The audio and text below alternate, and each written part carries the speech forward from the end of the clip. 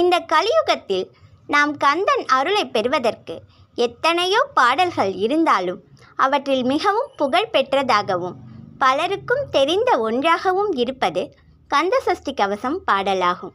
நம்மில் பலருக்கு இப்பாடல் மனப்பாடமாக தெரியும். இப்பாடலை இயற்றிய பாலதேவராயர் சுவாமிகள் இதற்கு கந்த சஷ்டி கவசம் என பெயரிட காரணம், கந்த என்ற சொல் ஞானத்தால் அடைந்த உற்சாகம் என பொருள்படும். சரவண பொய்கையில் 6 குழந்தைகளாக அவதரித்த முருகன் அன்னை பார்வதியின் அரவணைப்பில் ஒன்றுபட்டதனால் அவர் கந்தன் எனப்பட்டார். கந்தம் என்ற சொல் நறுமணம் அல்லது வாசனை என்று பொருள்படும். தன்னை எண்ணி துதிப்பவர்களின் வாழ்வில் மனம் வீச செய்து அவ்வாழ்வை வண்ணமயமாக்குபவர் நம் கந்த பெருமான்.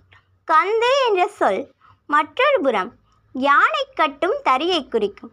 கட்டுத்தறி போல் நின்று நம் வாழ்வை கட்டி காப்பவர் கந்தன்.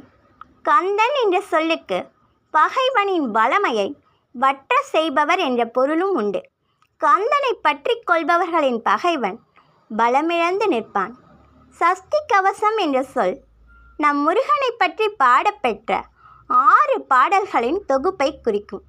இந்நூலை இயற்றிய பாலதேவராயர் சுவாமிகள் முருகனின் அறுபடை வீடுகளுக்கும் தலத்திற்கொன்று என்ற வீதத்தில் 6 கவச பாடல்களை இயற்றியுள்ளார். இவற்றுள் நம்மில் பலருக்கும் பரிச்சயமான பாடல் சஷ்டியை நோக்க எனத் தொடங்கும் திருச்செந்தூர் கவச பாடல்தான்.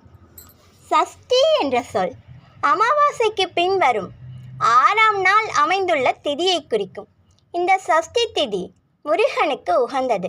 பொதுவாகவே முருகனுக்கும் 6 என்ற எண்ணுக்கும் அநேக சம்பந்தம் உண்டு. சிவபெருமானின் நெற்றிக் கண்ணிலிருந்து வெளிப்பட்ட 6 தீப்பொறிகளிலிருந்து தோன்றி சரவண பொய்கையில் 6 தாமரைகளில் 6 குழந்தைகளாக அவதரித்தவர் முருகன். அவர் 6 கார்த்திகை பெண்களால் வளர்க்கப்பட்டார். அவருக்கு முகங்கள் 6, கரங்கள் 6. முருகன் கொண்டுள்ள படை வீடுகளும் 6.